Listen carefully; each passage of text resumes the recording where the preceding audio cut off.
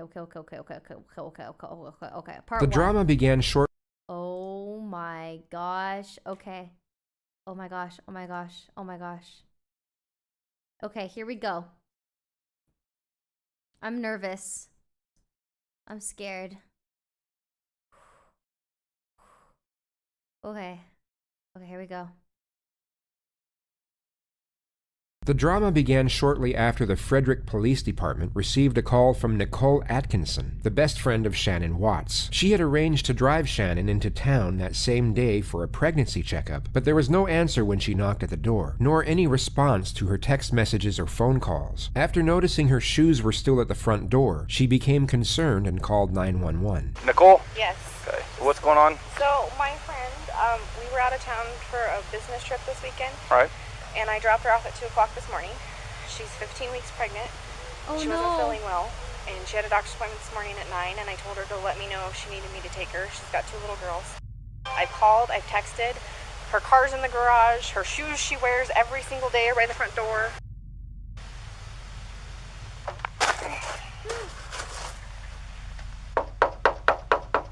How you doing? Ah. You seen your neighbors today? No? Okay. What's Chris's phone number? Chris's phone number is... Hey Chris, Officer Coonrod for the police department. Pretty good. So, do you have any idea where your wife is? Right. What my concern is her car's here. They're saying she is diabetic. I don't want her... If she's upstairs and can't respond. Okay. About how far out are you? Okay. Alright. He said like 5 minutes. It's not a sure sign of guilty conduct, yet the fact that Chris made the officer wait for his return would have most likely alerted some minor suspicion. In normal circumstances, a husband receiving a call from the police saying they were concerned about the safety of their pregnant wife and children, in most cases, would have given them permission to immediately kick the door. There's some fireworks outside and Mika's scared, so I'm gonna shut some doors real quick. It's okay, baby. Where did he go? Mika. Come here. Mika. Mika. Hey.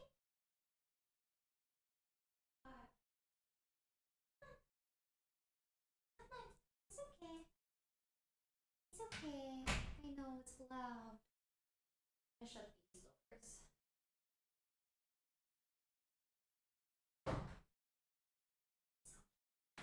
Yeah.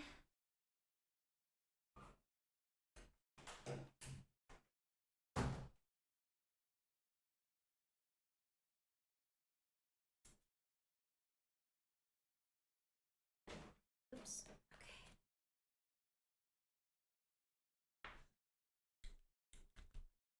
What up? Wait. Up. Up. What up? Come here. Doesn't want up. He's got stress. Wants to stand under the table. All right, here we go. Down. It's a truly somber awareness to know that the man stepping out of the car had only a very short time ago dumped his infant daughter's bodies into an oil tank and buried his pregnant wife in a shallow grave. I'm sorry. Hold on. Did I miss something? Okay, hold on. Okay. To immediately kick the door down. It's a truly somber awareness to know that the man stepping out of the car had only a very short time ago dumped his infant daughter's bodies into an oil tank and buried his pregnant wife in a shallow grave. Scott, how you doing? How's it going? So this is the only vehicle she would have? Only one that, yeah. She would drive? Okay. The familiar routine for anyone checking for someone's presence inside a house, whether it be an emergency or otherwise, is to immediately call out to them for instantaneous reassurance. Chris remains silent, but instead feels the need to examine his wife's car before subtly sneaking through the internal garage door. He then disappears for 1 minute and 7 seconds before letting the neighbors and police officer inside. Oh, wow, Only Chris so will know guilty. what he carried out during that time period, but it's safe to assume that his curious behavior was not going unnoticed, Yeah. made evident by the unsettled gaze of Nicole as he opens the door. Oh, you guys can't see her gaze, but like she's like, wow, this is sus. That's what she was thinking. Oops, sorry. Mind if I come in, Chris? There were multiple key moments captured from inside the house, which may not have been noticed immediately by the officer, but would have no doubt been gathered by forensics upon further investigation. What is it? The most overt peculiarity was Chris's interaction with his phone. The guise of his thumb movement would have given the impression he was texting someone, which would have seemed very peculiar, as the normal response would be to frantically call people rather than text given the circumstances. Hindsight gives us a clearer picture of Chris's introversion, which is that he was most likely using his phone to avoid eye contact and progressive dialogue with the officer. What time do you leave the day? What time I leave there? Come No, here. Usually between 5:30 and 6. Alright. And was Shannon here then? Yes. Yeah, we're still in bed. Oh, he's guilty. Does she usually watch the kids, or you have daycare watch them? Or? She usually watches the kids if they're not at school. Okay. You guys having any kind of issues, marital issues, or? We're going through separation. You are? And how's that going? It's going Civil for the most civil, part, or? Huh. Why did he laugh? Oh, this is awkward. Additionally, we are presented with the subtle cues of Chris's forethought cover story, being that his wife simply ran off with the kids after a breakdown in the marriage. All the girls' blankies are gone. Their blankies they sleep with, they don't leave anywhere without them. Good.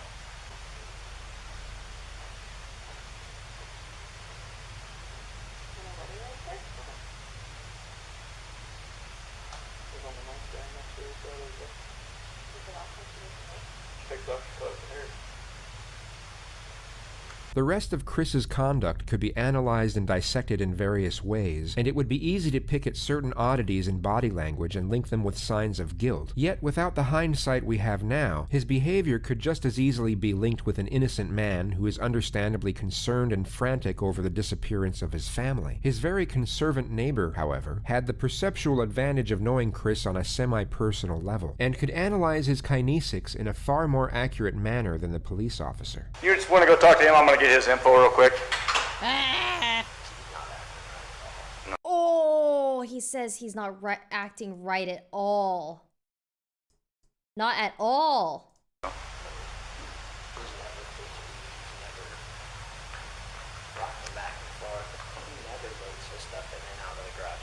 Right. To be completely honest with you, my wife and I were kind of wondering when she was on vacation if something happened, because I've heard them full out screaming at each other at the top of their lungs, and he gets crazy. Does he? And that's pretty recently? Yeah. He doesn't look worried. He looks like he's trying to cover his tracks. Ooh. He's normally quiet, real subdued. He's over here telling you 3 times what he took out, what he did, what he did, what he did. He's very... He never talks. So the fact that he's over here blabbing his mouth makes me kind of suspicious. This was just after the moment he had shown both Chris and the officer his surveillance Man, I really don't know where to put myself sometimes. What about up here? footage of that same morning, capturing only Chris leaving the house after loading multiple unidentified things into his truck. Yeah, we can pick up cars coming this way. I get anything coming this way and making this turn. So, and usually at night I pick up the cars pulling a U-turn. So, unless they pulled right here, but I would have caught her walking out. Although not fully incriminating, as Shannon and the kids could have left through the back entrance, this was an extremely detrimental piece of evidence, and would have no doubt been extolled by forensics and made Chris an immediate prime suspect. The following day, Chris, for some bizarre reason, agreed to be interviewed by 2 separate news stations, where he came across as extremely unimpassioned and detached from the alarming nature of the situation. Like, when I got home yesterday, it was like a ghost town. Like, she wasn't here. Kids weren't here. I have no idea, like, where they went. Right now, you got K9 units, the sheriff's department. Everybody's, like, they're doing their best right now to figure out, like, if they can get a scent. If she wasn't here, like, where did she go? Like, once I got here, it was like, all right, who can I call? I called her 3 times, texted her about 3 times just to say, you know, what's going on? Like, if she's vanished, like, I want her back so bad. I want those kids back so bad. Right now, I don't even want to just, like, throw anything out there. Like, I hope that she's somewhere safe right now and with the kids. Last night, I wanted that knock on the door. I wanted to see those kids running, just barrel rush me and just give me a hug and knock me on the ground. That's why last night was just horrible. I couldn't do it. I'm hoping that somebody sees something or somebody knows something and comes forward. Shanann, Bella, Celeste, if you're out there, just come back. Like, if somebody has her, just please bring her back. Like, I need to just see come everybody. back. I need to see everybody again. This house is not complete without anybody I here. miss you. Please bring her back. This could have been construed as shock trauma, where a person will turn numb and retreat into themselves as a means of escape. Yet the viewers watching this live from home were probably thinking what we as the retrospective audience already know. He was called in for questioning 4 hours later. Oh my god. Alright, let's do this. Somebody saw something. Somebody knows where these kids are. And I keep saying kids, I'm sorry, the kids in your life. I know you're going through a lot, so we're not going to keep you here all night. Just tell me exactly what you remember, and I'll take notes about where we can go. Okay. So this 1:48 a.m. Let me switch chairs. Because when they come knocking, when they come knocking, I got to use that key. One of the oldest and most commonly used techniques is for the interrogator to sit between the door and the suspect. This is for the purpose of heightening the feelings of isolation and dependence. It's an indirect subliminal message, letting Chris know that the only way out of that room is through the detective. It's an excellent tool for stripping away confidence, thus away his increasing the telling confidence. signs and body language when information is fabricated. 4 a.m. That's when my alarm goes off for work, and I'm supposed to get dressed, brush my teeth, everything I do upstairs. Okay. About 4:15, that's when I get back, slide right into bed next to her, and start having a conversation with her about having putting the house up for sale, and talking about it, like actually proceeding with the separation. Okay. And obviously it gets pretty emotional, like we're talking about, you know, like we felt the disconnection was there, like falling out of love, and trying to stay together, maybe just for the kids' sake, but we're realizing that doing like our homework, it's not, most of the time that's not going to work. Yeah. Gets ready for work, goes to So work. when I got home, I opened the garage door and we went inside the house and looked everywhere. Shanann, Bella, and Celeste, nowhere to be found. Shannon's wedding ring's on her nightstand, her phone's still on the couch, her purse is still there, the medicine for the kids is still there, the car and the car seats are still there, and there's no sign of them anywhere. Well, that doesn't make sense, does it? I If was just they hoping left that, him, left all the why lights did on they in the leave all house, I their was stuff? hoping that I'd get a knock on the door, but Yeah, nothing back. happened. Yeah, but nothing happened. What do you think happened? At first, I really thought maybe she was just at somebody's house. just Truthful, decompressing. short and direct, Yeah. untruthful, But long and after detailed. Today, like with Oh. the onslaught of all the cars, all the police cars, all the news, all the K-9 units, it's making me lean the other direction about someone took her. Okay. But it's just, if someone took her, it would have to have been someone she knew. Because there's no sign of anything like being disturbed, broken. Mm-hmm.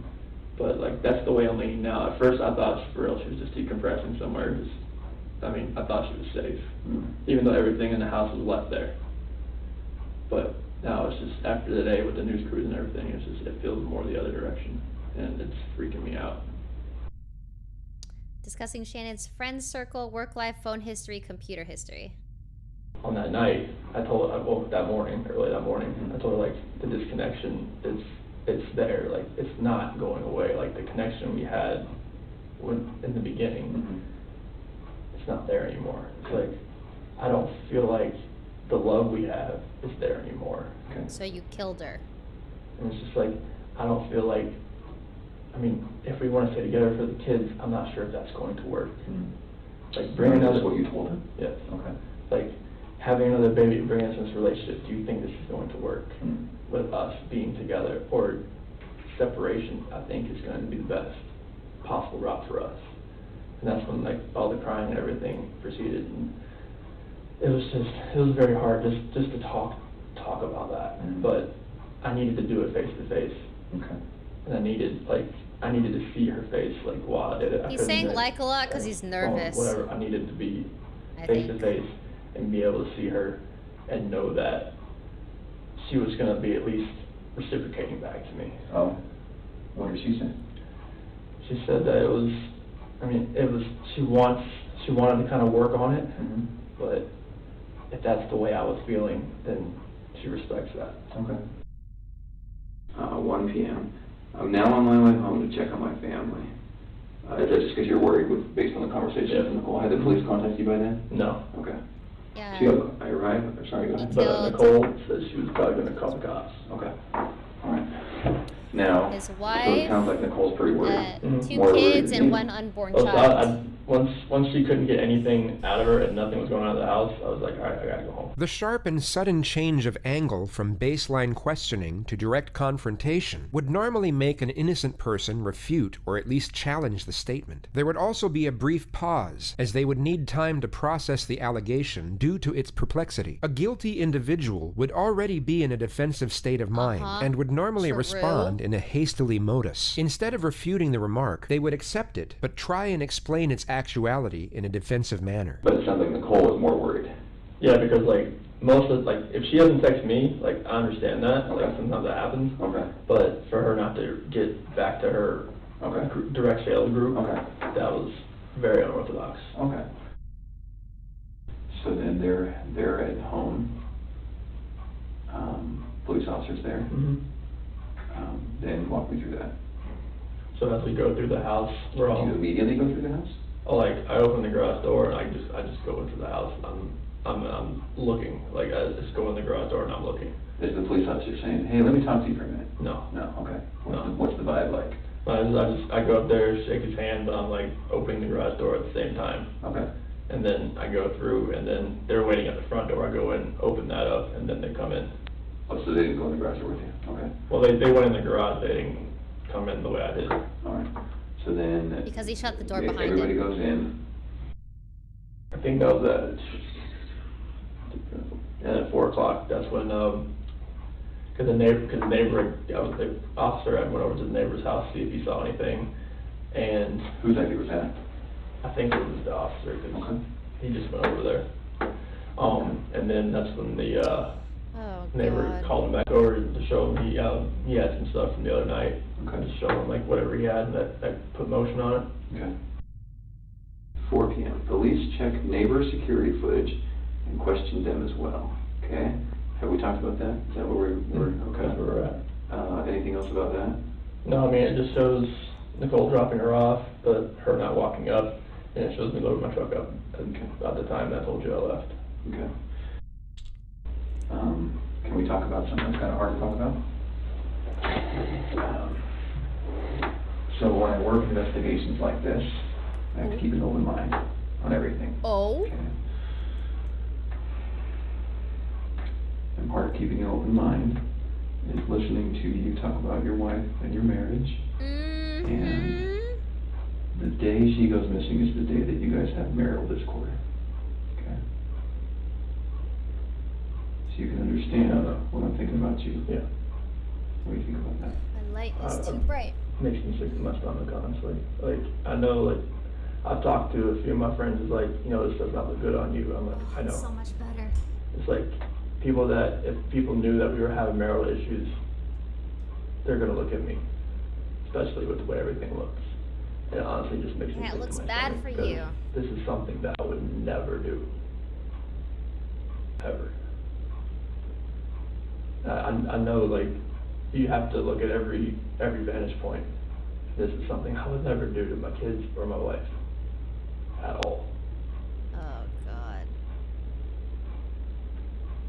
What a liar. This is what is known as the pause technique. After the suspect answers a question, the interrogator will remain silent while maintaining eye contact. This physical demeanor gives off the subtle cue that he expects more information to be divulged and may already know more than the suspect realizes. Oh, that's so awkward. I'm not sure, like, what I could do to make people believe that, just because if they knew we were having marital discord, they would automatically look at me. But there's no, I would harm anybody in my family. At all. You're a liar. Yeah, drill him with your eyes. I I know we were having marital discord, and we had that conversation that morning, and then she goes, we have no idea where she is, or the kids. I promise you that I had nothing to do with any of that. Don't know wall him. Oh, it's so awkward. It hurts. Oh, God. Are you telling me the truth? Oh, no. Why should I believe you? A truthful individual will normally respond to this question with a question, such as, "Why are you asking me that?" or "What's going on here?" They will often protest the aggressive nature of the inquisition, or give a short and forceful response. Really? I'm a very trustworthy person, and the people that do know me, they know how I'm a calm person. I am not an argumentative person. We have a response I am timer. a person who is that's never going to be abusive or physical in any kind of relationship. I would never harm my kids. I would never harm my wife. I mean, you can talk to any of my friends, any of her friends. They know me. They know I'm a low-key guy that's quiet. I'm not about confrontation. I'm not about anything that elevates to that level. I mean, you can, like, if someone like yells at HOP, me, thanks for screams at joining. me, I just take it. And Thanks for the I just donos and members. try I to missed get as it by the well. Thank wayside you. and get it back to where it's just a cool conversation to where, like, none of that gets to that height. Because I am not that person. I've never been that person. We hit a minute almost.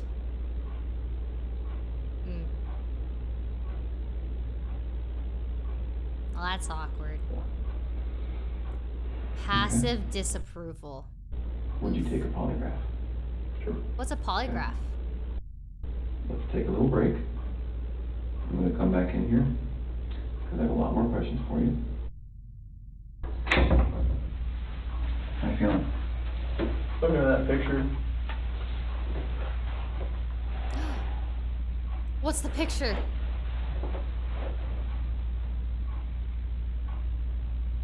find him. Oh. God.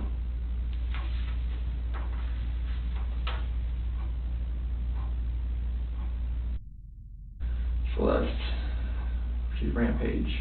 She's always the one that's gung-ho. She's always the one that's just like, she's off. She's either go or sleep. She's always the one growling. She's always been, she's a tiger.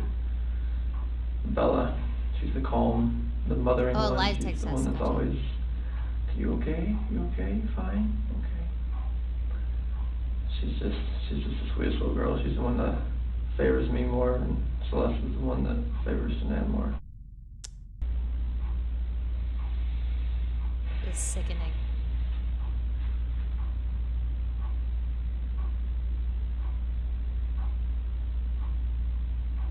I remember when they wore that dress. She just wore that dress not too long ago.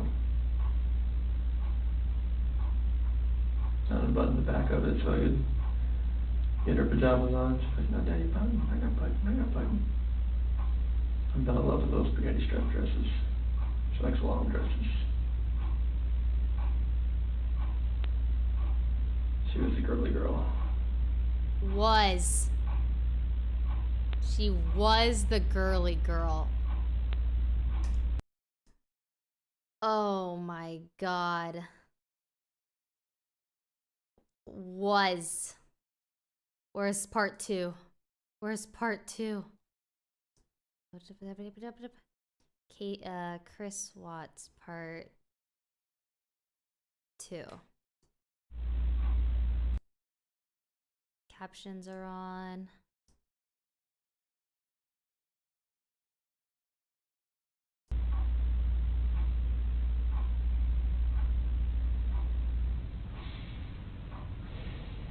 Captions? I gotta find them, right? I gotta find them, right? I need your help.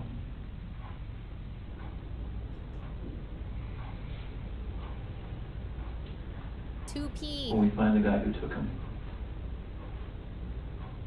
what do you think we should do?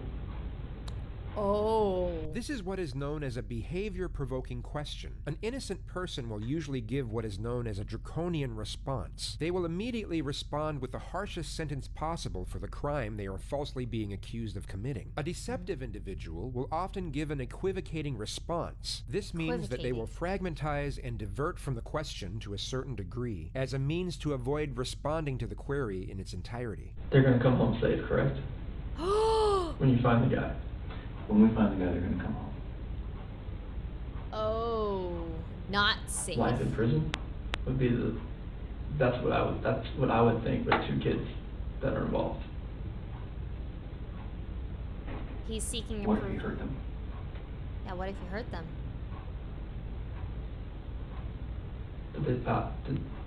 I'm not sure if like that penalty is even used. Is it used in Colorado? I'm not even sure. What is? The death penalty.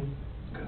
I mean, like, if these kids are not alive, like, there's nothing you could do to cope with that, to make me cope with that, if those kids are not okay. Those kids. Okay. Can we keep talking about some complicated things? Sure. Some things that are gonna make you uncomfortable? Yeah, that's fine. Okay. You've done very good in talking to me about this really hard conversation you guys had, okay? Very good. That's sometimes hard. And I understand why sometimes someone in your position says, Passive doesn't want to accusation. tell me about that. Because please go help me find my kids, and you don't need to know about my marriage argument, okay? So I gotta say, you've done very good at that. And I need you to keep doing that.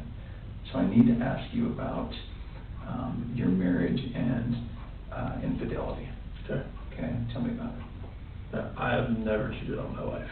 Okay. And I fully suspect she has never done that to me. Oh, okay. The interrogator was already aware that Chris was cheating on his wife with a woman by the name of Nicole Kessinger. He had handed over his phone earlier on this interview for what he thought was for the purpose of going through his and his wife's mutual contacts to look for potential suspects. Judging by Chris's bold-faced denial, it's safe to assume he deleted all of his correspondence with Nicole beforehand. Yet he was most likely unaware that the FBI have programs that can recover every single piece of digital exchange sent from a device, even long after it's deleted. Highly trained investigator. You hear over that, here, chat? right? I see pictures The of you FBI is from a gonna few see your years ago. nudes. Mm-hmm. And I see you standing before me now. Okay, you've gotten pretty fit. Okay. You can imagine when guys start cheating or want to cheat, that's what happens. Yes. So tell me about it. I did not cheat on my wife. Okay. What do I do to help you walk out of this room and not look like the person who's responsible? You have to trust me. I had nothing to do with this Detective act never mentioned of, like, violence. evil cruelty, whatever has happened here. Because my love for these 2 girls and my wife, like, I don't want anything to happen to them. I've never wanted anything to happen to them. Why is happen highlighted there? No matter if me and my wife separate or not, or divorced or anything. Oh, because I something never has wished harm happened. on anybody, on a They're human gone. being in general. Okay. Like, Never wished harm. just seeing that picture, like, I want them just to run through that front door and just grab me, or just just tackle me, knock me to the floor, bust my head up, I don't care. The amount of love I have for my family is exponential, and it's never gonna die. And I want them back. Okay. I have to have them back. Start of confrontation. It's time. When you walk out of this room, there's nothing I can say to a room full of police officers that's going to convince them that you have nothing to do with it. Thomas, I'm so sorry you You know didn't what they sleep. think. I know it, all that, yeah. Here's a guy who didn't call 911. Have a good day at work. Who woke his wife up at a ridiculous hour because he was so guilty about something that he had to get it off his chest and say, I don't love you anymore, I'm leaving you.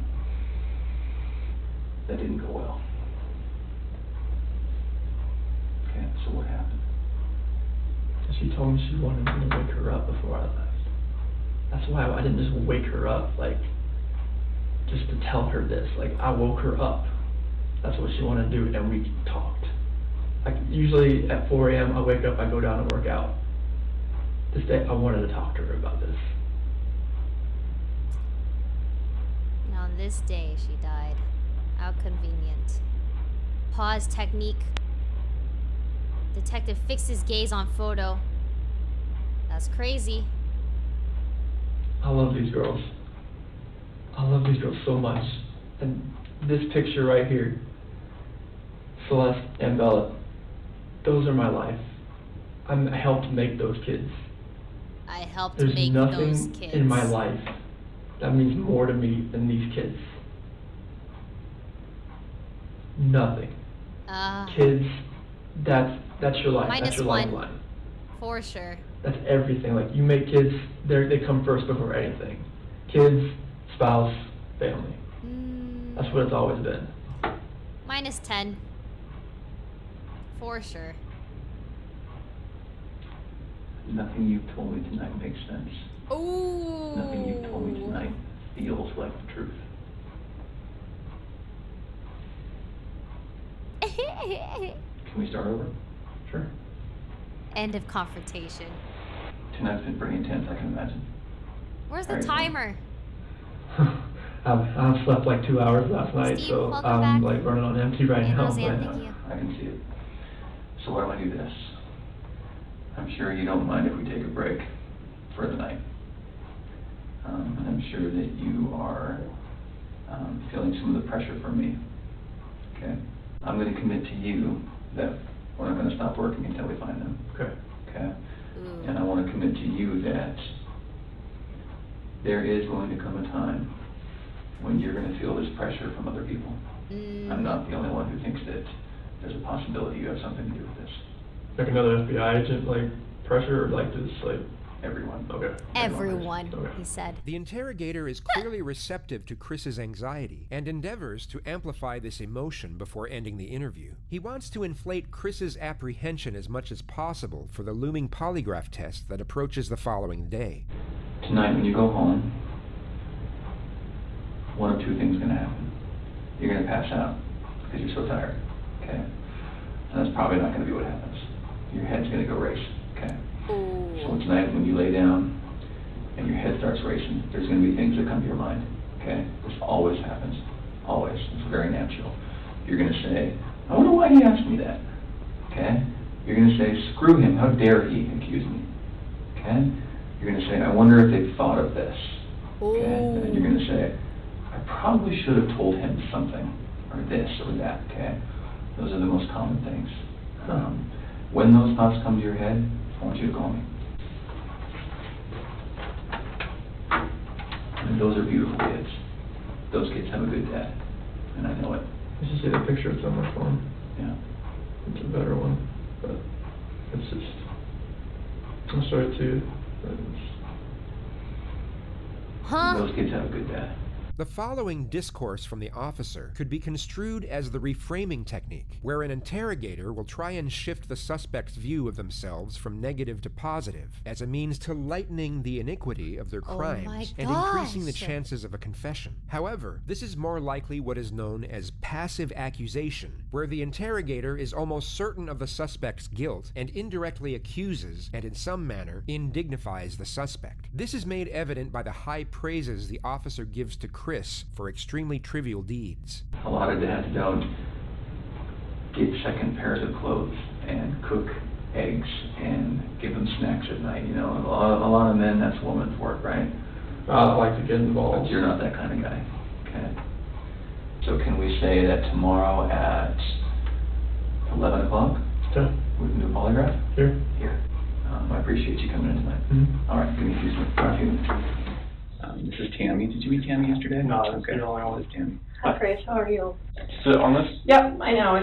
I'll explain with that in here in a little bit, but you don't have to worry. It's not on or anything right now. It's not gonna buzz you or anything.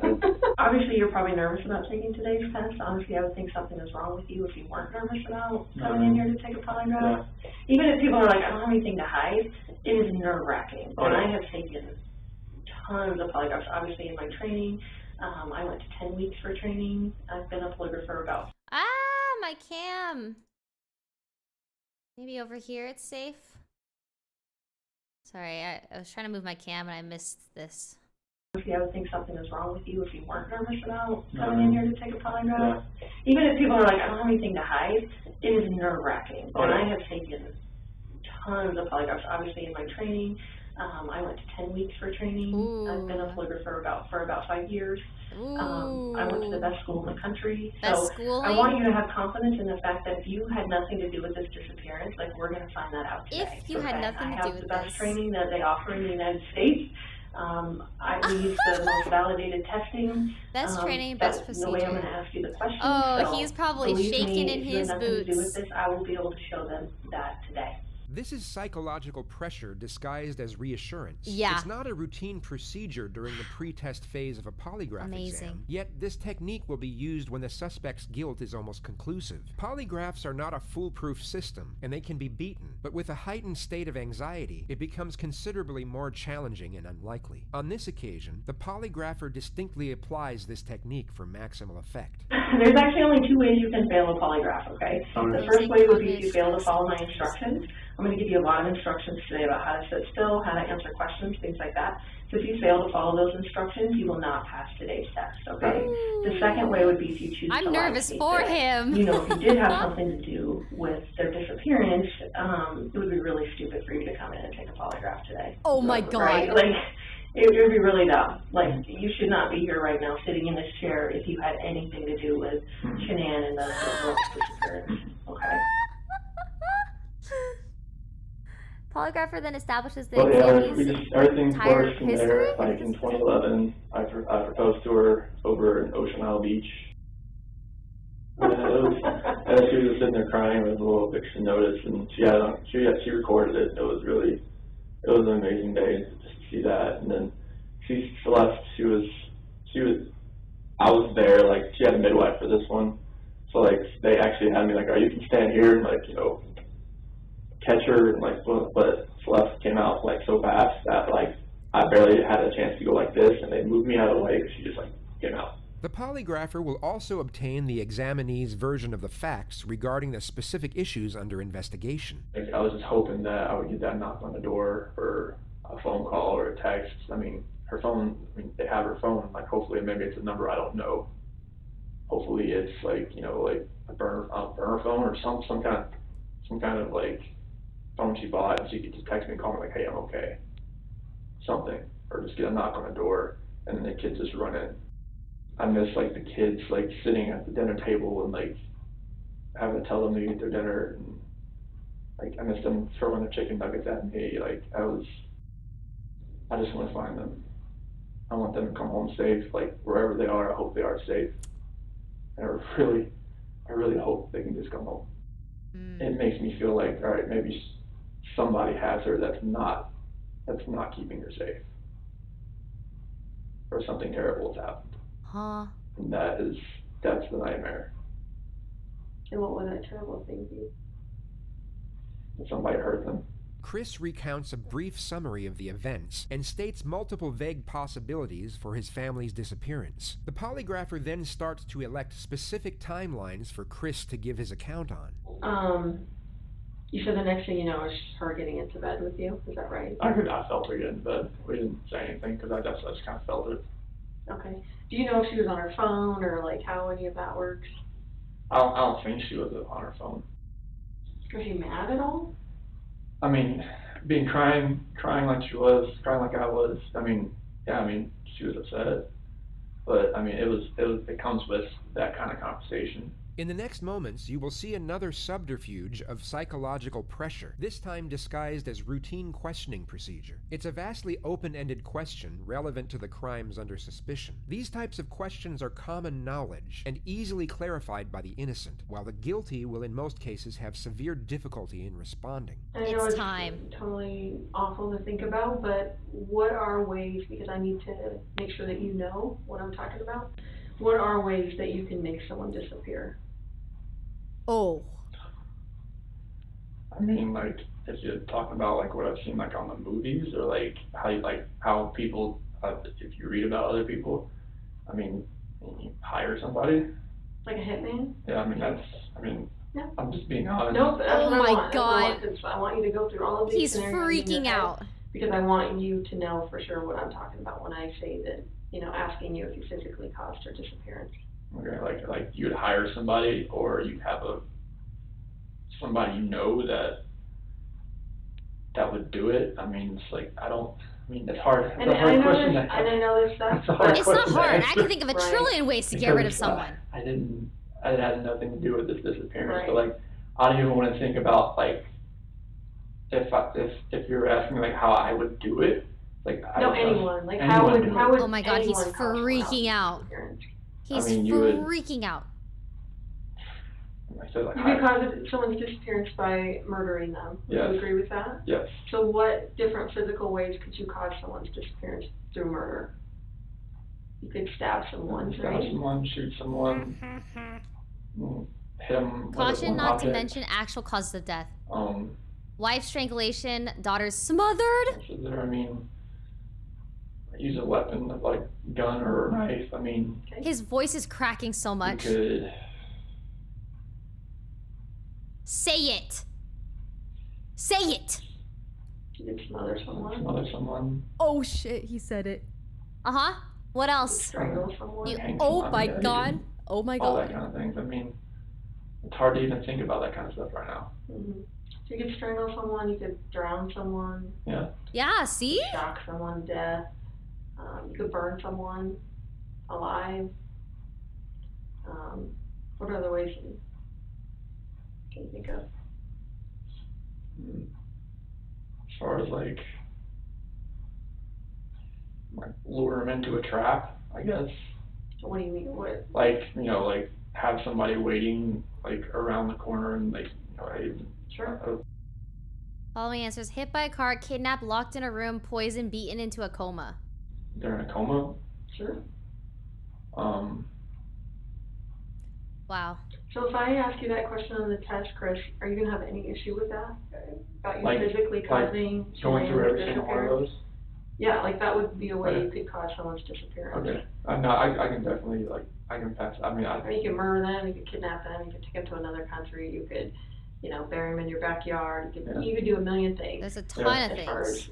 as trying to conceal them, yeah. right? So that no one can find them. Yes. Because at this point, she's gone. So when I ask you the question on the test, I'm not asking you about guilt. I'm not asking you about, did you make her feel so horrible that she ended up leaving? I'm saying that you were the one that physically caused her to disappear. Okay. Either by murder, kidnapping, all of those other things that Okay. we went through, okay? You want me to list all those like? No. Oh, You're just okay. gonna say no to that question. Okay. Right. When I ask you if you physically caused Shanann's disappearance, Okay. your answer should be what? No. Right. So do you have any issues with that at all, and No. or have any question about what I would mean when I was? No, She's that's so totally, good. I just going through all those that that's Right. a lot to really think about. Right. Like But trying to figure out that was. Huh? I'm gonna have you take a bathroom break. Thank We've you. been in here quite a while. So you're gonna be taking what's called a directed lie polygraph. So what that means is there are gonna be questions on the test where I want The you to lie. DLT? I know it seems kind of weird, but you're gonna know which questions these are, and they're gonna be easy to answer. They're all gonna start with before 2018. The directed lie test has 3 types of questions. Known truth questions. These are easy questions to answer, such as, are you sitting down? Or, are you wearing shoes? They serve 2 purposes. The first purpose is to provide a baseline reading for when the subject is telling the truth, and should elicit very little bodily responses. The second purpose is to disconnect the examinee's thought patterns between each question as a means for resetting their cerebration for a more accurate reading. Control questions. These are what the polygrapher just explained to Chris. Whenever she says, before 2018, at the start of a question, Chris will know he is purposely supposed to lie. Each of these questions are deliberately constructed that all answers will be responded with no. Relevant questions. These relate specifically to the crime being investigated, and the examinee will know that they are supposed to respond truthfully. A guilty subject will show a much stronger reaction to the relevant questions than to the control Does he- questions, even have though they will be been- lying on they've both been of them. found This is due to dead the immediate now. threat posed by the relevant Does he know that questions. So I'm gonna say they've been before found dead? 2018, did you ever lose your temper with someone you cared about? And you're gonna say, No. because you're telling a Lie. awesome. Polygrapher then conducts a mock test. Chris is told to lie on the number 3 question. The test is about to begin. Please remain still. Did you write the number 1? No. Did you write the number 3? No. Did you write the number 5? No. This portion of the test is complete. Please remain still while I take the instrument out of operation. Oh, they haven't found yet. Okay. Wait, I'm You can confused. relax. How'd you feel? This is the last time the polygrapher will have any correspondence. Sorry, it's because remember when they were saying like the wife was strangled and the kids were smothered? The lady said smothered and strangled back to back as if she knew that they were smothered and strangled. So that's why I was a bit confused. With Chris before the real test begins. She gives him an initial compliment in a reassuring tone. You did great. That was, You remembered to lie and everything. That was awesome. that was, This momentary boost in his confidence is then abruptly ripped away as he receives the following information. So, you obviously are a really bad liar. As people told you that before, like the second you tell a lie. Oh my you can tell, God. like, on your face, but because the second you lied to the number 3, like, I don't know if you heard me clicking, but I had, like, turned down the sensitivity because you were starting to go off the page. So, that is what I need to see as the polygrapher, because that tells me that you know it's wrong to tell a lie. And you're actually having a significant reaction when you lie, so that is awesome. So thank you for being a horrible liar. No, that's a good thing. That's a good thing. We don't want to be good liars, so thank you for being a horrible liar. And that just shows me that, you know, man, obviously on the this is test so you're good. asking, you know, significant stuff about your wife. If you're lying to that, it's going to be even 10 times more amplified. So I appreciate that. I appreciate that very much, more than you know. He seems so demoralized. That was awesome. And the coolest thing about this is right now, there's only one person in this room that knows what the truth is. And in about 5 minutes, there's gonna be 2 of us, so that's the coolest part, okay? And then I can go That's share the that coolest with them part. there. Okay? okay, Wow. All right, you ready? let's do it. Test is about to begin, please remain still. Okay. Test begins in 3, 2, 1. Do you understand I will only ask you the questions we have discussed? Yes, Regarding Shanann's disappearance, do you intend to answer all of the questions truthfully? yes, Is your first name Christopher? yes, Before 2018, did you ever lose your temper with someone you cared about? no, Did you physically cause Shanann's disappearance? no, Oh. Were you born in 1985? yes, Before 2018, did you ever say anything out of anger to a loved one? no, Are you lying about the last time you saw Shanann? no, I like that she pauses. Are you now in the state of Colorado? yes, Before 2018, have you ever wanted to hurt someone to get even with them? no, Do you know where Shanann is now? no, You could hear it in his voice when he lies every time. This portion of the test is complete. Please remain still while I take the instrument out of operation. All right, how'd you feel? Same as all of it? I think it was the same through everything. For ya. Huh? I'll be right back. Okay. Oh yeah. I hope. Watches videos of his kids.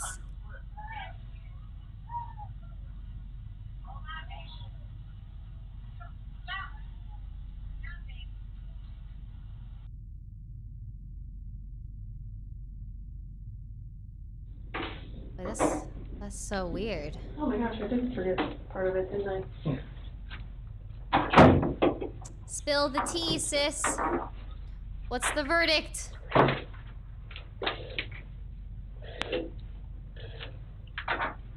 So I brought Graham in here because we want to talk to you about the results, okay? Okay. So, it is Here it completely clear comes. that you were not honest during the testing, and I think you already know that. You did not pass the polygraph test. Okay. Okay, so now we need to talk about what actually happened. I feel like you're probably ready to do that. I didn't lie to you on that polygraph, I promise. Chris, I'm nervous. Stop. It's time. Just stop for a minute. Take a deep breath. Just stop. It's I time, want he you to take a said. deep breath right now.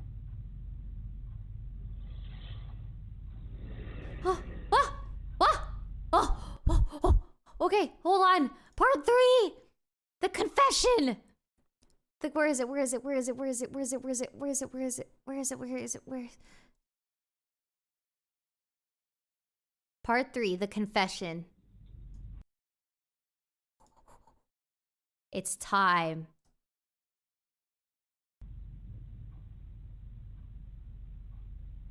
I didn't lie to you on that polygraph, I promise.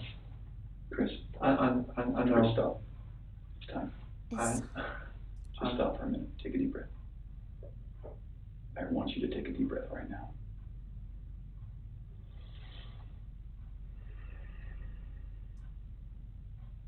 There's a reason you feel sick to your stomach. And when people hold stuff inside, it makes you physically ill. And I can just tell on your face, I could tell from the second you walked in that you were wanting to just come clean and just be done with this. This is a technique known as The subtitles. Sorry. Sorry. I'll rewind it a little bit. Okay. Sorry. I was so invested.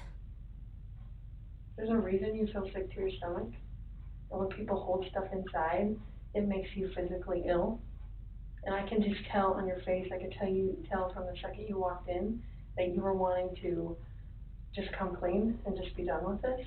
This is a technique known as social exchange, an interpersonal persuasion strategy in which the interrogator provides the suspect with a psychological reward in return for the information they need. In this case, she's trying to convince Chris that the alleviation of mental weight is a worthy trade for a confession. She does this in a manner that protects his self-esteem by giving him appreciative reinforcements. And I appreciate that because you knew sitting down in that chair that you weren't going to pass today. And you knew I was going to find out, because I told you that. And then you continued to stay, knowing that you could, at the end, say, you know what? I just need to get this off my chest. Everything that I've told you, I did not lie on this polygraph. I don't know how much I could tell you right now, like, I did not. It's not even an option right now because you did not pass the polygraph, so I know you were being deceptive, so that's not even an issue right now. The issue right now is what happened to Shanann, Bella, and Celeste. The following tactic is called the futility technique, That's a building intense. block to induce a sense in a suspect that any resistance on behalf of their cause is futile due to the overwhelming evidence against them. This was obviously not the case, as polygraphs are not admissible evidence, and Chris was in fact still free to leave at this point. Wow. That's the issue right now. Correct. Okay, so let's talk about that. I know you want to tell us. I can see it in your face. Holding this lie in is going to do nothing for you. I know this. Like, okay. I'm not, like, trying to, like, cover things up, like... Yeah, but you kind of are, because it's normal. This is no longer an interview to collect information. The steps of asking questions and receiving answers is over, and the interrogators are now in the process of leading the suspect into a state of mental exhaustion. The detectives will attentively watch for denials and stop them before they can be voiced. Letting the suspect deny his guilt will only increase his confidence and prolong his cerebral stamina. Normal people would do that. Deplete his cerebral stamina. Normal people that make a mistake initially are going to go, I don't know what you're talking about, I didn't do anything.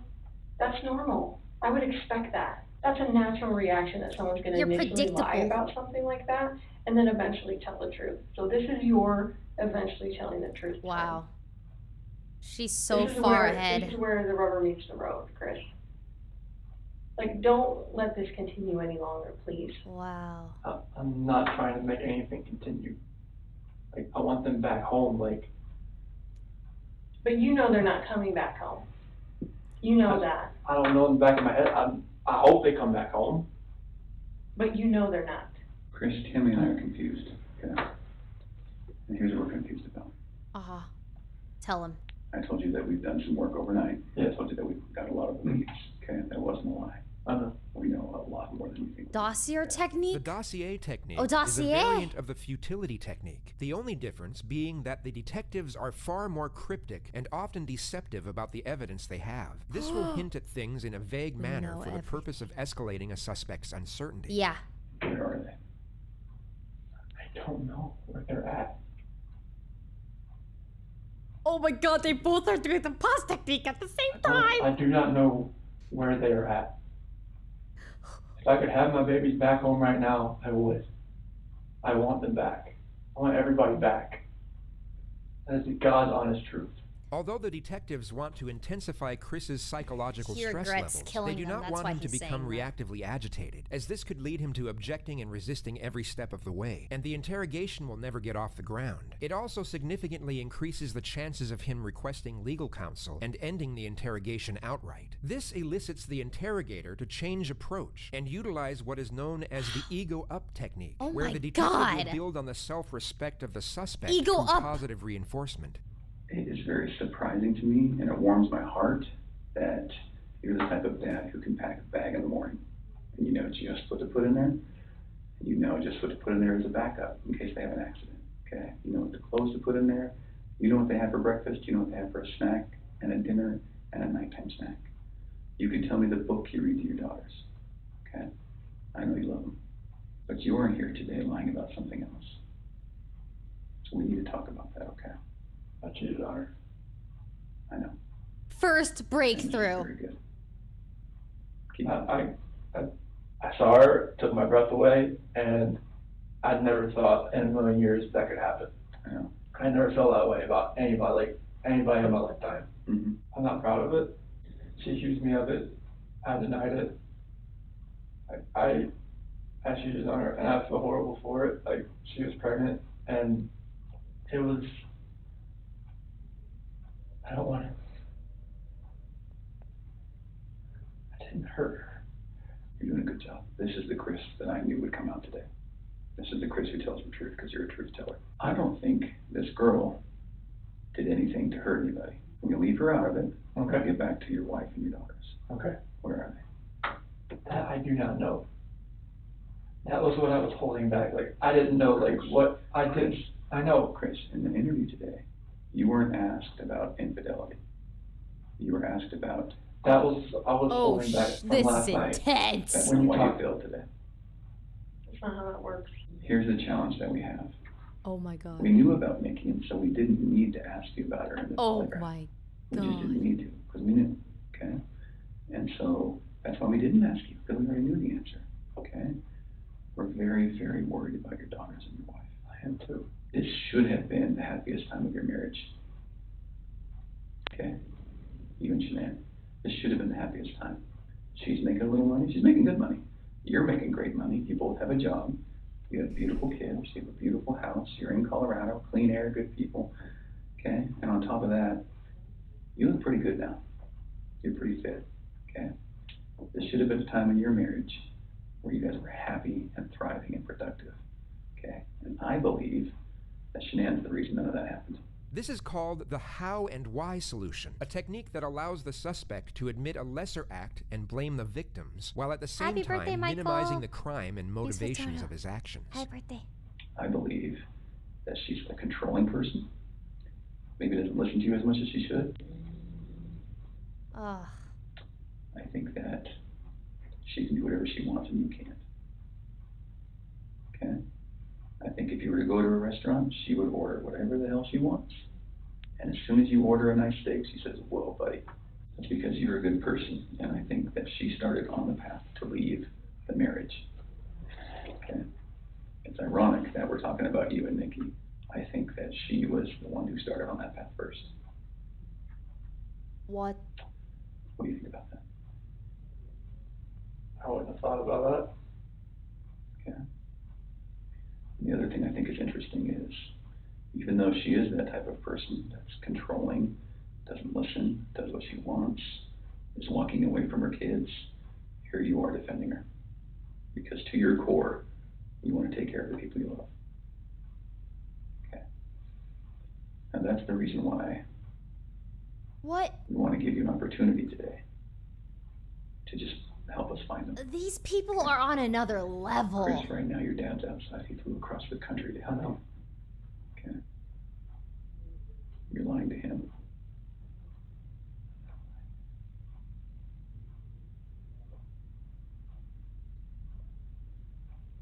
Don't lie to Dad.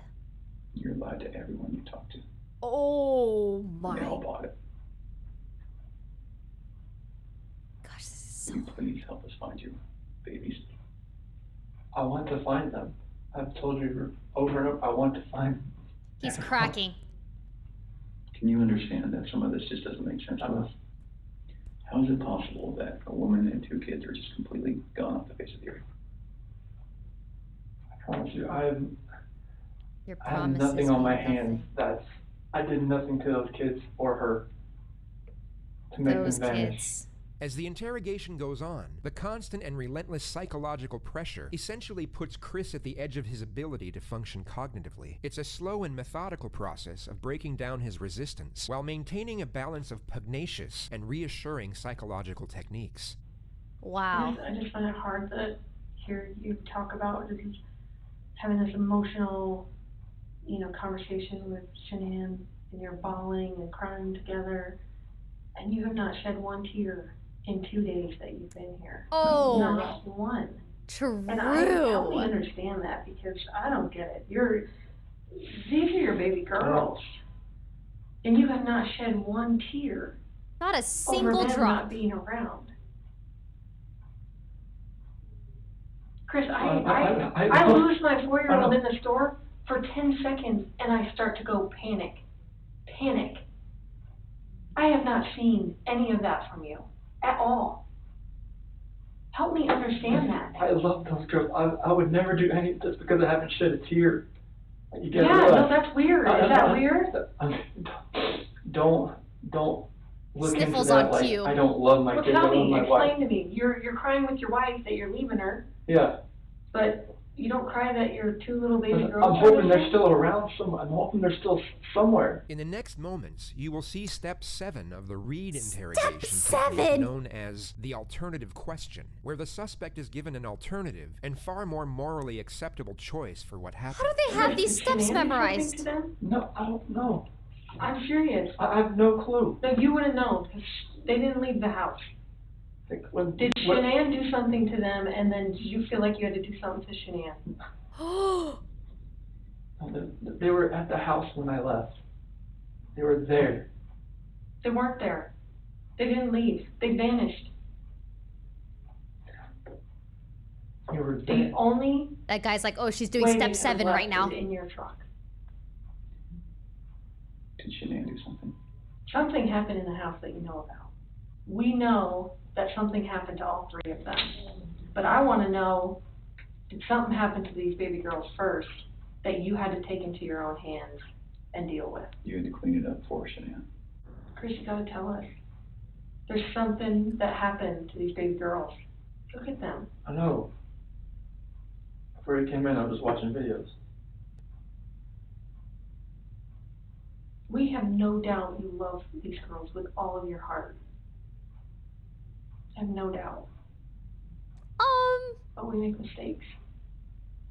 That's okay. It's what we do with those mistakes that make us who we are. Chris, it seems like you're thinking about it right now. What are you thinking about? She couldn't have. Wait, hold on. I'm sorry. I need to read that. Second breakthrough ceases outright denial. Okay, wait, what did he say? Thinking about it right now. What are you thinking Crazy seems like you're thinking about it right now. Couldn't have. What are you thinking about? She could have. I feel like you cleaned up for her. Alternate question? I feel like that's the type of guy that you Ego are. up technique? Chris, this is a weight that's going to be on you. Social exchange? Until we resolve it tonight. This is the final blow. Unless we can talk about this more tonight, this is going to follow you forever. They're combining their I promise you, powers. when you start talking to us, you will feel better. Chris, we're giving you a lifeline right now. You need to take it. You need to reach out and take it. Chris, you took them out of the house. with their Dossier blankets and technique. animals. That's because you cared. That's what a caring dad does. 2 ego ups! Either because Holy that's shit! Shanann or you made the mistake. 2! I mean, I want to believe that maybe Shanann did it and His cerebral can't handle it. to fix this so Shanann didn't look bad. That's what I want to believe. But I don't know. You're not telling me that, so it makes Oh, me it's think over. the worst. Like, It's over for this guy. you I did did not that do to all anything. 3 of them. I Like, did not do anything to these kids. not do anything. What did Shanann do to him? Tell us, Chris. Chicks are crazy. Can I talk to my dad or something? Come. Do you want to bring him in here? No, I just can't talk to my dad. Like, I flew across the country. Hey, Chris, how about this? If we brought your dad in here, would you please tell him what happened? And you need to realize that your dad is not going to stop loving you no matter what you tell him. You are his child. Wait, Dad's coming? And he will not stop loving you. What technique is this? Ever. And this is not the last chapter in anyone's story. At all. Okay? It's not the last chapter. Last chapter is jail. Hey, Chris, we're going to let you have however much time you need, okay? Sure. You gonna leave us in there or no? Yes. No. What's going on with anything, or? And it's, polygraph. Failed it. Yeah, because there's too much emotions. It's. Anything else you want to tell me? What's going on, or what happened, or anything? You know anything about? When we had that conversation that morning, it was emotional and told her about separation and everything like that. Mm-hmm.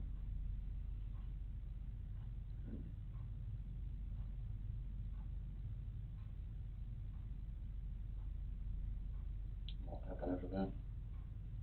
I mean, I went downstairs.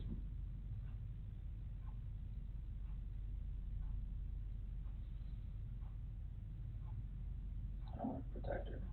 What? I want to protect her. You don't want to protect her? I don't know what else to say.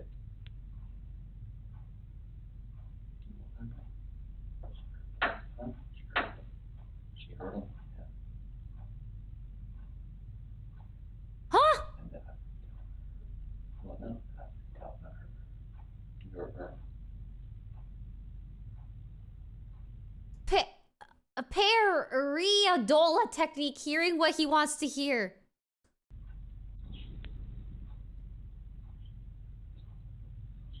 What? She smelled it? Or choking? I didn't hear anything. When I was downstairs, I came back up. They were gone. Talking about separation and everything about. And she lost it. I don't know, like, what else to say, like, I freaked out.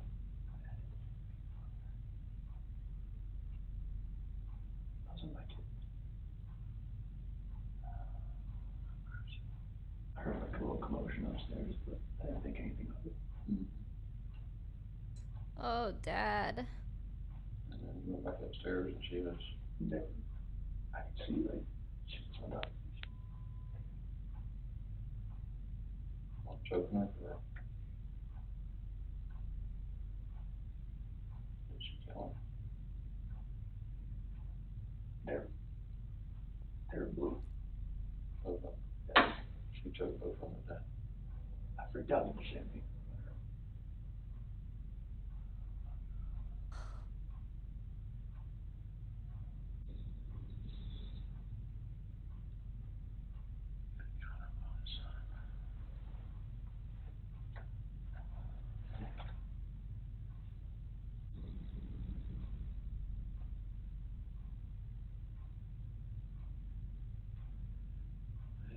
I like the lawyer. See what you can do. I feel so bad for the dad.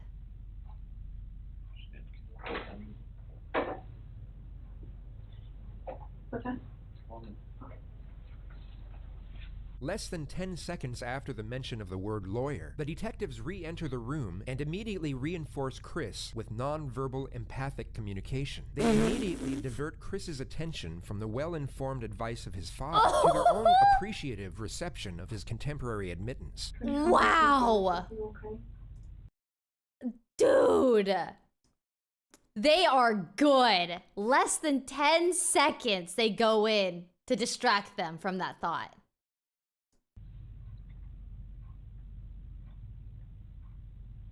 Will you tell us what you told your dad? She was in there with her.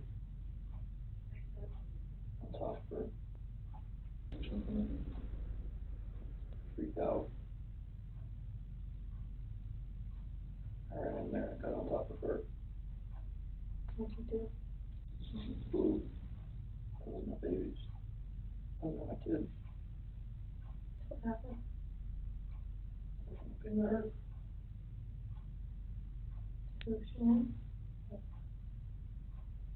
Although not the full avowal they are pursuing, Chris has still confessed partly to the crimes, and they now have one foot in the door. He is no longer free to leave. The No interrogation longer now free. returns to a non-suggestive process, where the detectives will collect further information, where they will not contaminate with excessive or direct input. I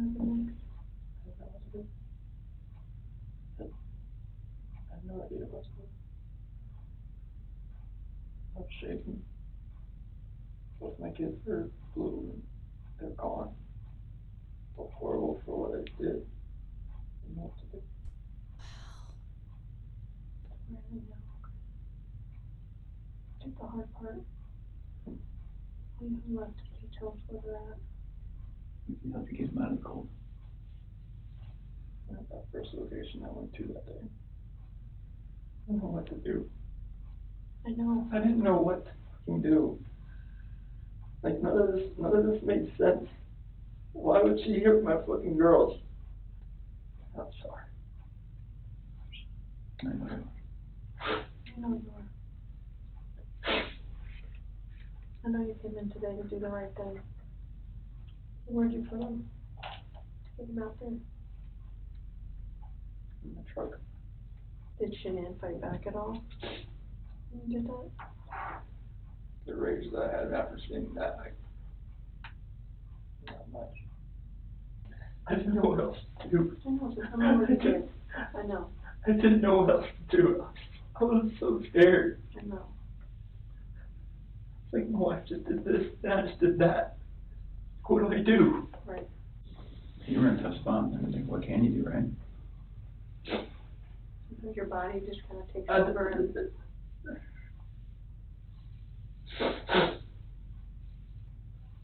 What's gonna happen?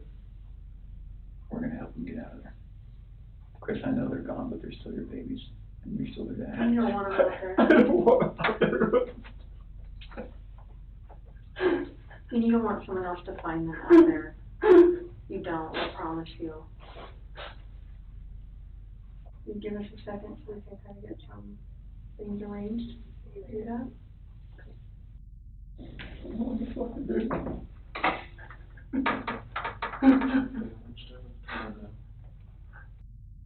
This is just fucking horrible. I've always said she was an unstable person, but I never thought that in a million years that could happen. Oh, Why did this happen to me? Well, why did this happen to those two little girls? I want to know how they find out that he killed the kids.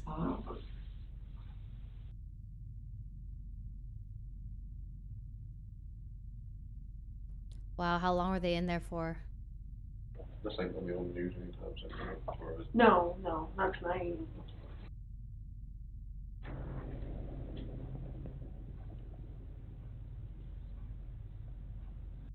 Whereabouts? Just Shanann and the girls. Shanann right there.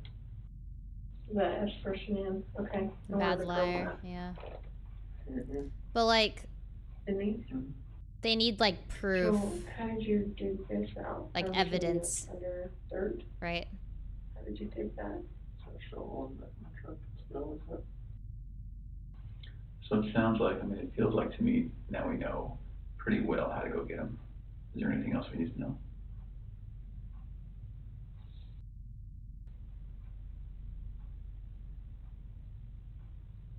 What do you think of that, Chris? Let my family down. Let my dad down, let my mom, sister, nephew, nieces, friends, co-workers.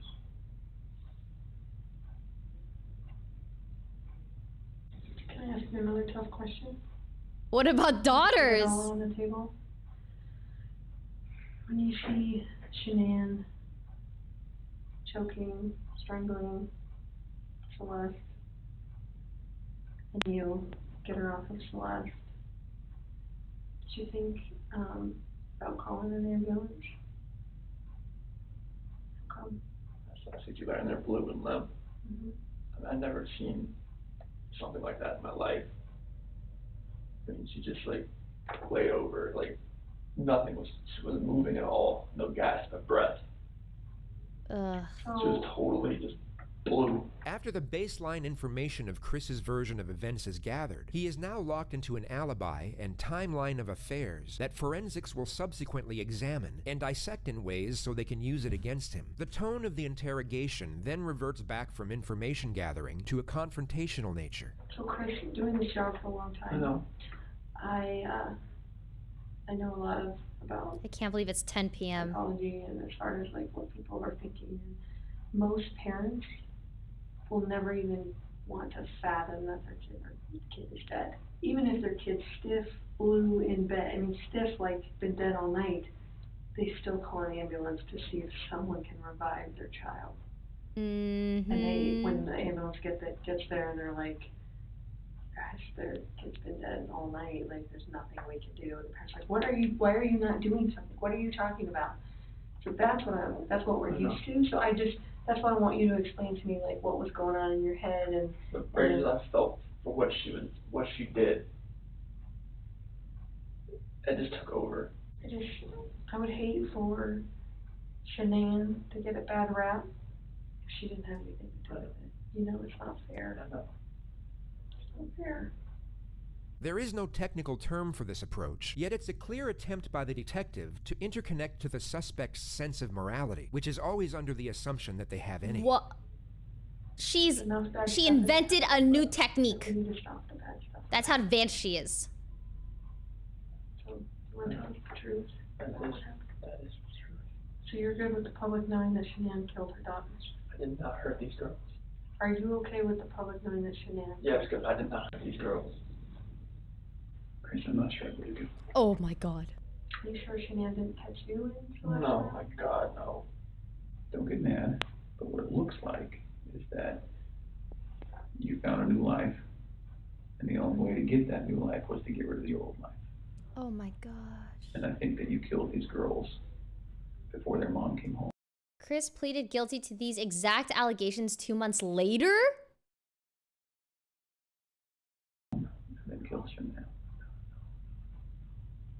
That's what we're kind of left, that's what we have to believe, because it just doesn't make sense. I mean, to her point, if I walked in and my kid was decapitated, I'd call an ambulance, right? So Knowing there's no hope. it just doesn't make sense. It doesn't make It sense. just doesn't add up. Doesn't So, add up. Either you're this monster who Yeah. says, I just want this young, hot girlfriend, so I'm going to kill everyone and hope it works out, or something. So I think we're very, very close to the truth, but not quite there yet. So if you're not that monster, I'm not a monster. so what's going to happen when their cause of death comes back to you? For the girls? It's not going to. Okay. You sure? I'm 100% positive it's not going to come back to me. And what happens when a coroner looks and says it sees your fingerprints on their neck? Oh. Okay. What's it going to be? It's going to be Shanann. Why take their bodies out of the house and bury them? I was scared. I didn't know what else to do. Okay. Nothing was gonna, I didn't know what to do. Yeah. I honestly didn't know what to do. Scared of what? Scared of what everything was gonna look like. My 2 babies were gone, Mm-hmm. and I just did that to my wife. And I was the only one left in the house. What do you expect is gonna happen? Yeah. It did look bad, right? This was a nightmare. Yeah. Okay.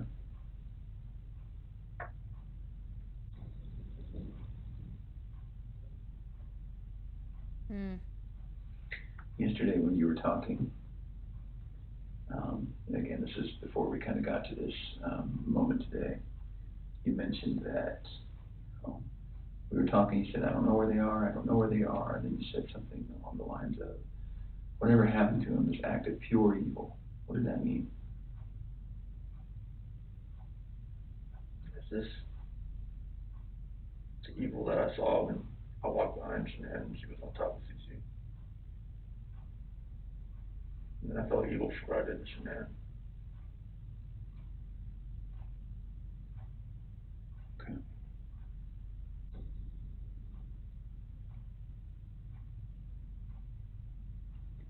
So after we look at their bodies, we're gonna have a lot more questions.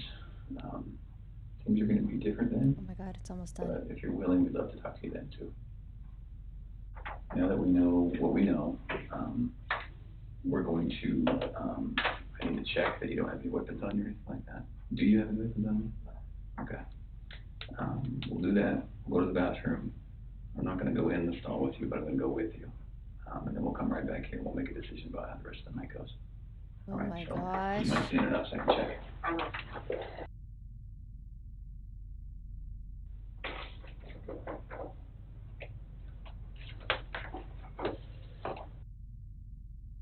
This interrogation was a true testimony of how mental fatigue can restructure an individual's cognitive rationale. Chris maintained his innocence even after the failed polygraph, and if he had kept that stance, he would have walked out of that police department as a free man for at least another night. Yet after a prolonged state of isolation, anxiety, and fear, coupled with the cerebral influencing tactics of the interrogators, the alleviation of getting out of that situation was in that moment perceived as enough of a luxury to exchange his freedom for it. Wow. Chris, come stand up for me. I'm going to have you face that wall. Lift up your hands.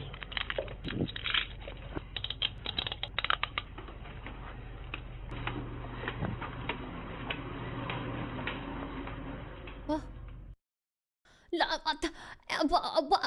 What? Wait, that's it? They're not gonna tell us